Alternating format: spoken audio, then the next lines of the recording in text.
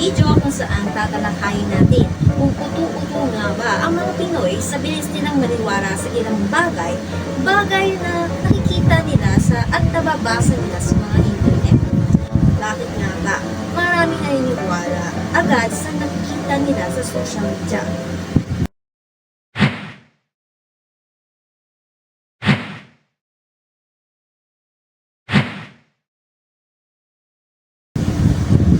Tingnan natin ang ilang halimbawa ng mga fake news na kumakalat online.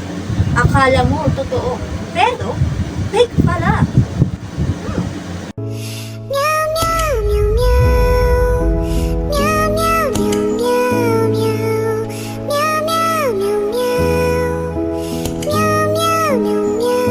Narito ang ilang opinyon mula sa ating mga eksperto at mga kababayan estudyante. Kuya, tingin mo, bakit ito ang mga Pilipino sa mga nakikita nilang fake news sa social media? Not properly educated sa pagdating sa mga ganyan.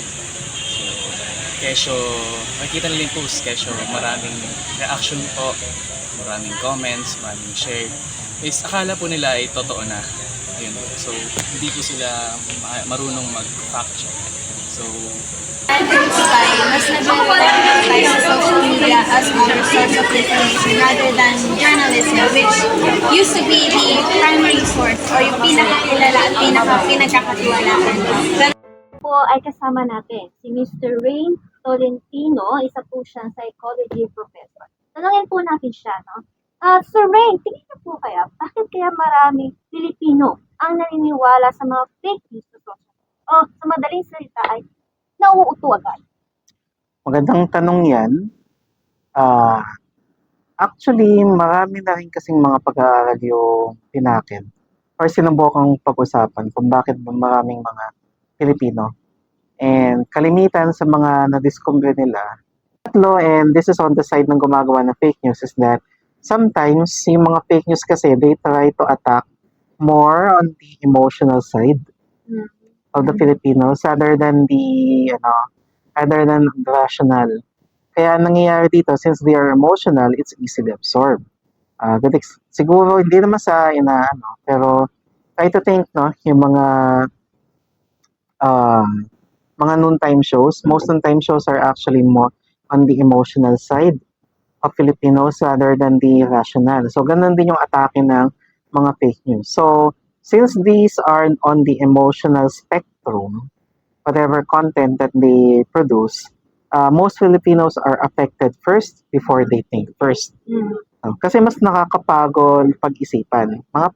Ang thinking kasi ng tao, they can either be automatic or they can be automatic thinkers or they can be active thinkers. At mas nakakapagod maging active thinker. Yan, kasi you have to invest in a lot, tapos you have to think of it, sometimes you have to argue. Tips to spot fake news. Para hindi maloko, narito ang ilang paraan para ma-spot ang fake news. Number 1, suriin ang source.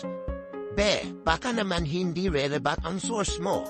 Mabuti na yung i-check mo muna kung saan galing ang pinagmula nito. Tip number 2, i-check ang date ng post.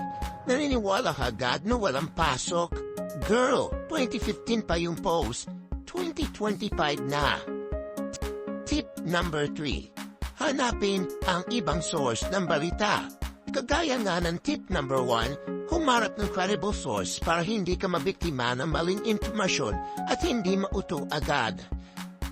Tip number 4, basahin ang buo article, huwag lang ang headline. Minsan kasi, ang ilang media outlet ay gusto lang ng clickbait. Whoa! Sa panahon ng digital age, mas madali tayong maloko kung hindi tayo magiging mapanuri. At sa panahon ito, tao na ang gumagawa ng sarili nilang katotohanan.